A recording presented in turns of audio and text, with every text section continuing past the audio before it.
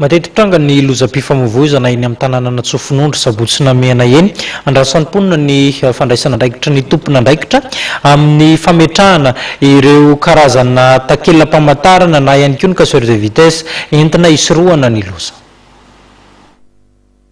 Nitrangana lozam-pifamoivoizana indray teny Tsofinondry Sabotsynamena ny talata hariva lasa teo. Mbola teo amin'ilay fiolanana avy ao Sabotsynamena hiditra amin'ny tanàna Tsofinondry no nitrangana ny loza.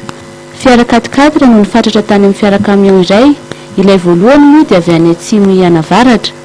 Hita fa mafy dia mafy tokoa ny fifandonana satria dia potika tanteraka ny lohan'ilay fiara 4x4. Nisy ny naratra indrindra fa ny mpamililay fiara 4x4, na izany aza dia tsy nisy ny enana fohy. Tsy voakasiky ny loza ihany koa ireo mpandeha an-tongotra. Niteraka fitohanana teny an-toerana ity loza ity ka tonga aingana teny ireo mpitandro ny filaminana avy amin'ny polisy-pirenena sy ny zandarmaria-pirenena nandamina izany. Marina fa hitrangana loza matetika eo amin'ity toerana ity satria vao herinandro vitsivitsy lasa izay no nahafatesana mpitondra skotera teo. Andrasan'ny mponina ny andraisan'ny tompona andraikitra fepetra amin'ny lalan'io indrindra na casseur de vitesse sy ny fametrahana panneau de signalisation.